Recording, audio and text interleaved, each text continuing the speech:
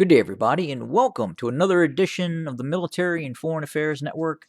I am your host, the voice of reason. It is the evening of December 8th, and we are still watching and monitoring the ongoing situation that is taking place between Ukraine and the Russian Federation, and obviously NATO and its Western partners. And in this video, I wanted to take a minute and give you, the viewer, a better idea of the force construct that we are now seeing in terms of Russian deployment strategy. So again, the map you are looking at right now is what the disposition of Russian forces look like within the last 6 months.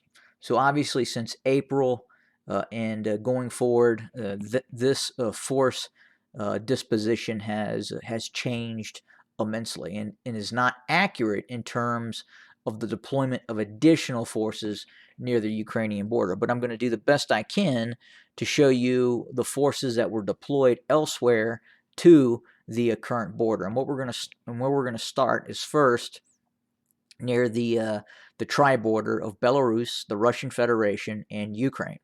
And we're going to look at forces being massed in this area near Yelna and south of Smolensk, which would appear to be a force that may make a drive directly south, quite possibly towards Kiev. So, what does that force look like right now? So we understand that normally the forces that are present within this area consists of this unit right here. And this is the 144th Mechanized Division. And this unit consists of 3 mechanized regiments, 1 tank regiment, 1 recon battalion, 1 self-propelled artillery regiment, and 1 anti-tank artillery battalion. This force, back in April, or actually just recently, was joined by the 90th Tank Division, which is based all the way out here towards the border of both Kazakhstan and Mongolia. But again, and when I say Kazakhstan and Mongolia, the army headquarters that is based there, the 41st Army, is based in between Kazakhstan and Mongolia. The unit actually deployed to the tri-border area of Ukraine, Belarus, and Russia, again, is the 90th Tank Division. That's right here.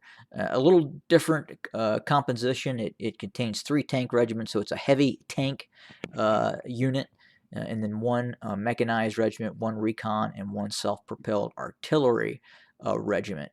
And initially, this unit, back in April of this year, was moved to training areas northeast of Kharkiv or northeast of Belgorod, and took place in training operations, and then were then moved.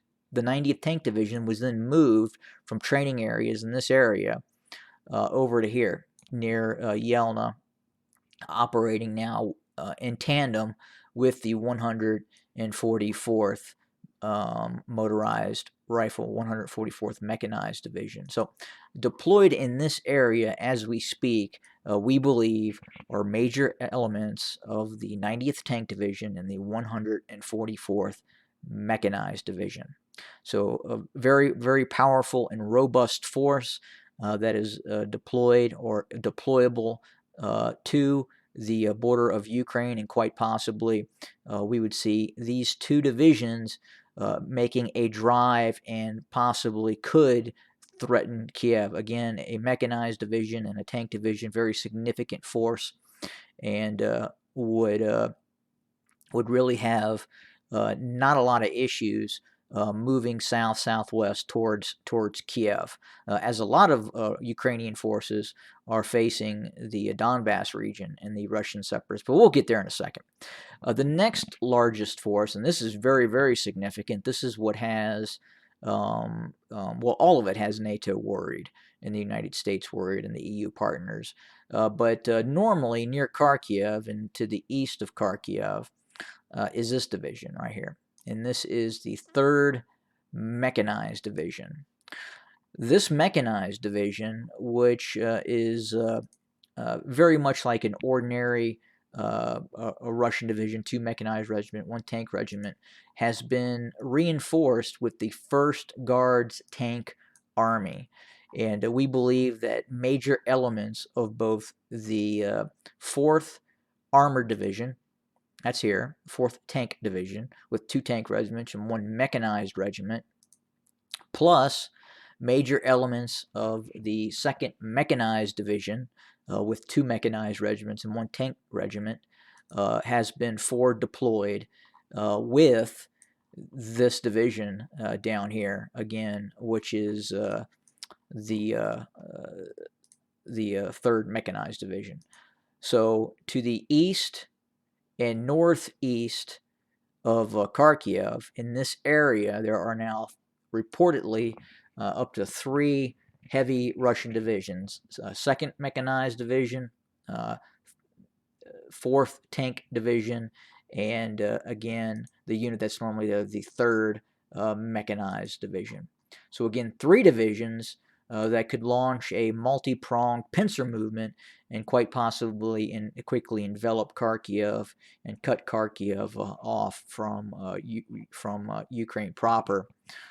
Could be one of the main mission objectives of the of this army group here in the 3 divisions that are now massing near Belgorod and other areas, again, to the east and northeast of Kharkiv. So again, 3 full combat divisions now massing here, 2 full combat divisions massing in the north.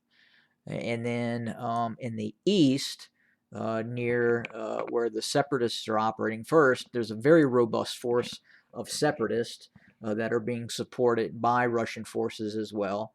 Spetsnaz are operating in this area, and again, a significant force in terms of how many combat brigades are deployed by the Russian separatists with regular Russian officer staffing.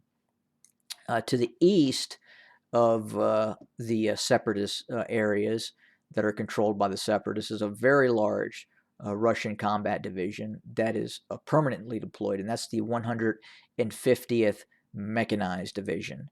And again, that contains 3 mechanized regiments, 2 tank regiments, 1 recon battalion, 1 artillery regiment, and 1 anti-tank battalion. So in all probability, this unit combined with quite possibly the 22nd Special Forces Brigade could rapidly move in to eastern Ukraine and assist in an offensive operation with these Russian separatist combat brigades that have really taken on the specter of normal Russian motorized rifle brigades in and of themselves. Finally, we have the Crimea, and again, a continued fairly significant force buildup in and around the Crimea. Again, we know less about what is being deployed in the Crimea than some other areas. Again, the best intel right now is the 90th Tank Division and the other division that is normally based here in terms of the 144th Mechanized Division.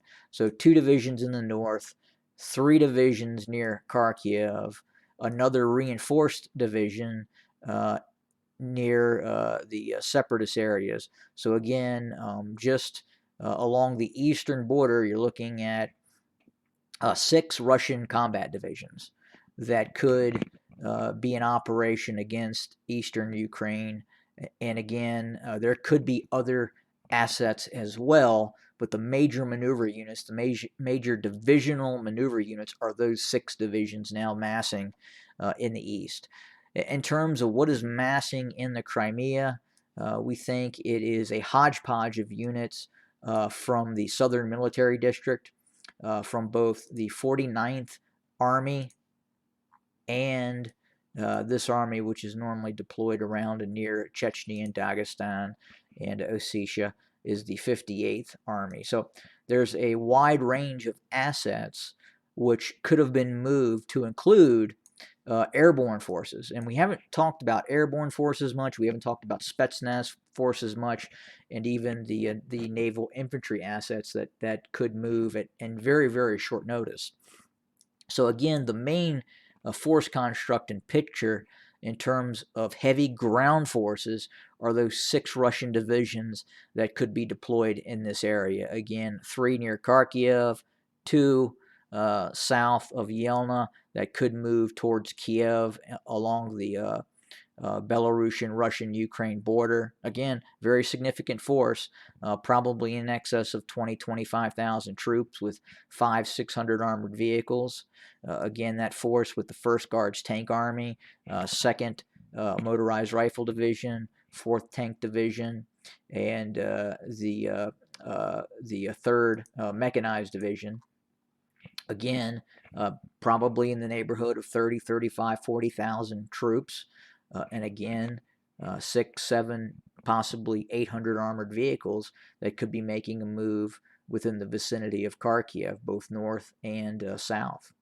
And then obviously, again, the 150th Division reinforced with other units, and it inherently is a larger unit anyway, as we had just talked about, with 3 motorized rifle regiments and 2 tank regiments.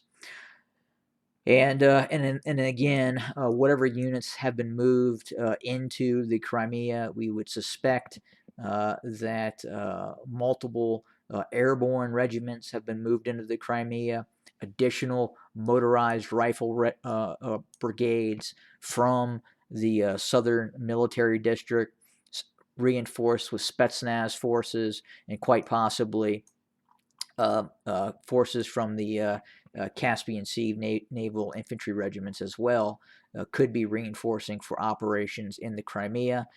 We also have the possibility of amphibious operations as well being planned within the vicinity of the Crimea as well for operations near Odessa and quite possibly east of Mariupol in the Sea of Azov. Those are the heavy units that we know. Those 6 divisions have been moved to the eastern Ukraine, but what we're also looking at is the possibility we could see a rapid movement of these airborne divisions. So the Russians have 4 airborne/air assault divisions and 4 airborne brigades. And those forces can be moved very quickly and can be moved around in pieces where it's very hard to track what those forces are in fact doing. So again, you're looking at significant amounts of forces. Just in fact, if you look at those 6 heavy divisions that have been moved along the border of Ukraine, and then obviously those forces within the Southern Military District that have also been moved and flexed into the Crimea and other areas closer to the border of Ukraine as well. Then you have operations such as Spetsnaz brigades that are really all over the Russian Federation that could be moved, or in fact may have in fact been moved, as well as these airborne units that are really all over the western military districts that could be deployed very quickly. We also don't know what units are like in terms of these units up here. The 61st Naval Infantry Brigade, very good unit, very experienced unit, reportedly one of the best units in terms of training and the quality of contract personnel that are in the brigade. We're not sure where this unit is operating at right now. That also could have been deployed closer to the border of Ukraine. We just don't know where right now. But again, a force movement in terms of sheer percentages of the Russian military that we haven't seen since I'm not sure we have ever seen such a deployment of forces before on a percentage basis of the Russian Federation. But again, this is why it is significant. In addition to those heavy divisions that we know have been moved, there's also been the activation, and this is very important, of reserve components. the Russians do not have or haven't traditionally had since the post collapse of the Soviet Union a very good reservist system. But they are, in fact, reportedly now activating reserve forces. They are activating and deploying National Guard forces in conjunction with those other forces I just talked about. And then obviously supply and support personnel are also being moved to the border of the Ukraine. So I hope this gives you a better mind's eye view of what is being deployed and just how significant these deployments and in fact are. But again, we'll continue to keep our eye on the situation, and we'll have more to come very, very soon as the situation develops. Have a good evening, everybody.